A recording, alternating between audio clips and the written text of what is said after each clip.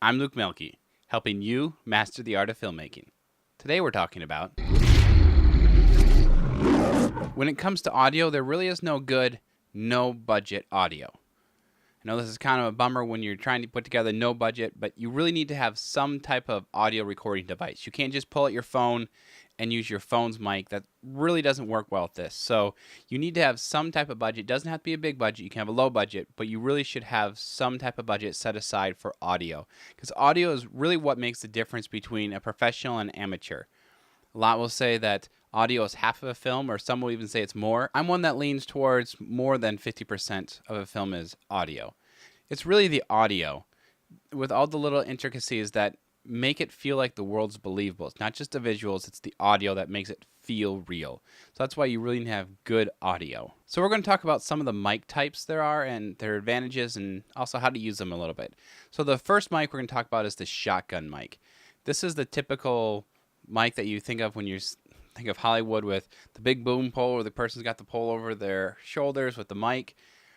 And that is really good for picking up actors, especially if you have more than one actor. You got two actors that you can go back and forth with the mic, and they can be more free that way. And then instead of having me stationary, the mic can move with them.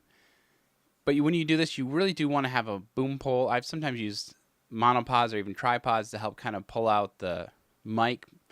But you want to have some type of device to put the audio out there. You want to put the mic above them, pointing it down at them. You don't want it down below, if possible, pointing up, because then you're going to get like light noises. And I don't mean like really faint light noises, but the sounds of the lights. The lights actually do make a frequency. So you want to try getting it so the mic is pointing down so it doesn't pick up those. A lot of times air conditioned vents or heat vents, things like that, are blowing down in bigger buildings. So you really want to try and avoid those type of noises by pointing down instead of pointing up to them. Because the shotgun mic is very directional. It picks up mostly what's in front of it. So you want to try to keep the mic coming down. It also keeps it off screen a little bit easier, especially if you're following the rule of thirds. You can get closer to your subject from above than you can from below. That will really help you pick up better audio that way. One thing you want to be careful of when you're getting your boom pole is make sure the cable isn't clicking or tapping or touching the pole in some way, because that will actually get picked up by the mic. I've had problems with this where they're holding the mic over their shoulder, and every time they move, the cable is a little bit loose and it taps, and it just incredibly annoying. So you want to make sure you don't do that. You want to make sure it's wrapped really tight, or get a cable that can go inside of the pole. That's great too if you get that kind of pole. And then you don't have to worry about the whole cable rattling around or tapping or swinging in the wind or anything like that. Another thing you want to have with your boom pole, if you're doing outside, is have a good windscreen. Some will call them like a dead cat. If you really want to have the big fluffy end at the end of it to really block a lot of the wind sounds, always going to get this kind of sound. Don't ever do that to your mic. That's really bad for it. But that's really what's going to happen when you're outdoors with a lot of wind without a good wind cutter for your mic. Another popular mic is the Lavalier mic, or sometimes called the lapel mic. This is a little tiny mic that's pinned on them. You see a lot of times with newscasters. In films, though, you obviously don't want your mic to be seen. That kind of ruins the whole, like, making it feel like it's a real world, because most of us don't walk around with a mic on us. At least, hopefully we don't. So what you do to work with these type of mics, you hide them underneath the clothes, either button up around them or put them underneath the jacket. And a lot of times you'll see this done where actors will have a wireless mic on them as well as the boom pole.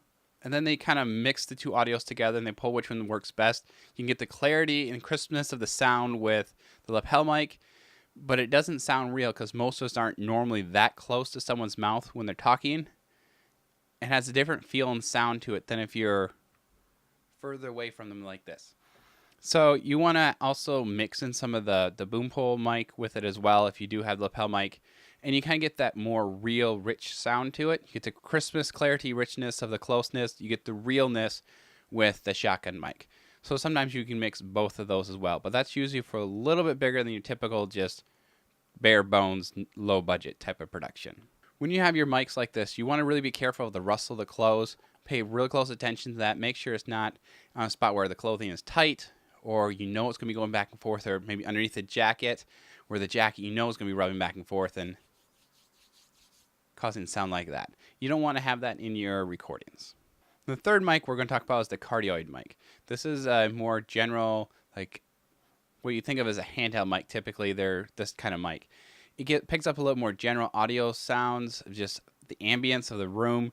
This isn't usually used for your main audio of talking, but it really helps add with some of the ambience of the room.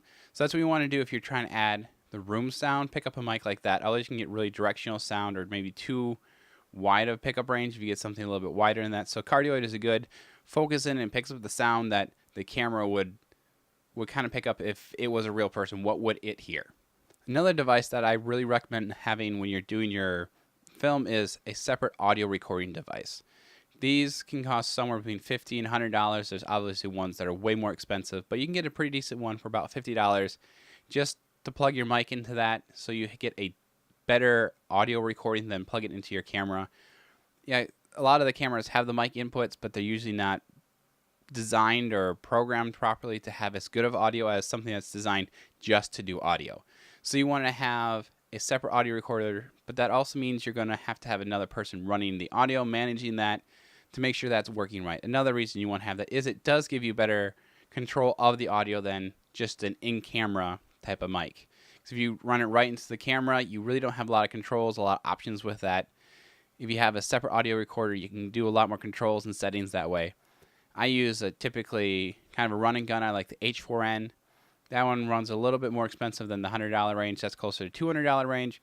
I like it as XLR inputs, 1/4 inch, 1/8 inch, and it has its own set of mics on it. So it's very versatile. I know there's some dedicated audio recording devices out there. I like having the flexibility of being able to switch it over where I have a mic directly on the recorder there. So that's something I would recommend. At least for a first one, you can double up your recording device with another mic. Sound effects. This is really what makes the big difference between your amateur films and your professional films. It's the whole making the world feel real. Just little things like rustling the clothes. When someone's walking, you typically actually hear the rustling of the clothes, but even though we don't think about it. There's a lot of things that we don't even think about because our mind kind of just programs them out until they're missing. Then we're like, something didn't sound right there. But we can't always put our fingers on exactly what it is that's missing. It's typically just the sounds of life. Things like the rustling clothes, the footsteps. If you take those out of a film, it's going to sound really weird. But if you're recording your audio properly, you're not going to have those sounds picked up. So what do? You actually go back and add those sounds in later. So there's a lot of cheap ways you can do things like that. Footsteps, you can just take your shotgun mic and just walk and put the shotgun mic pointing down at your feet and pick up just your feet walking on the pavement or walking the gravel or whatever it is that your character was walking on, just to give that ambience, that sound of realness to them. There's other sound effects like, I'm going to pick an extreme here, is breaking bones. Now you would think to make the sound of a breaking bone, you would actually have to break a bone, but that would be a lot of breaking bones just to get the right sound effect you want, because you want to take it several times to make sure you get the sound just right. And that poor friend of yours who keeps getting their leg broken, that's just not nice to them. So we have other ways to do it. For a lot of sound effects, it's really more the context of the sound than the actual sound that our brain just kind of says, oh, that's what that is. So what do we do instead of breaking a friend's leg if we want to have a broken bone sound? A lot of times we use celery. Yeah, I know that sounds kind of weird. It makes a great breaking, snapping, crunching sound. And when we hear it with an injury or something like that happening, our brain goes, oh, that was their injury. That was their leg breaking. That was their tendon snapping.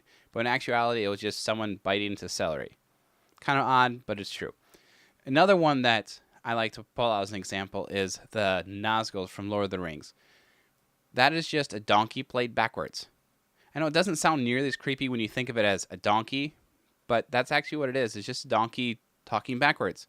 Well, actually, they just recorded it and played it backwards because donkeys don't typically talk backwards on command, but that's basically what it was, a donkey talking backwards. So you want to make sure when you're doing your audio that you got to focus on the little details, because the little details are really what will separate the amateurs from the professionals. You have just a little bit extra time, make sure those little sounds are just right. You add those ambient sounds, you add those natural rustling clothes, special effects sounds, and that's really what's going to make your film sound and feel more real. If you like this video, please comment, like, share, subscribe.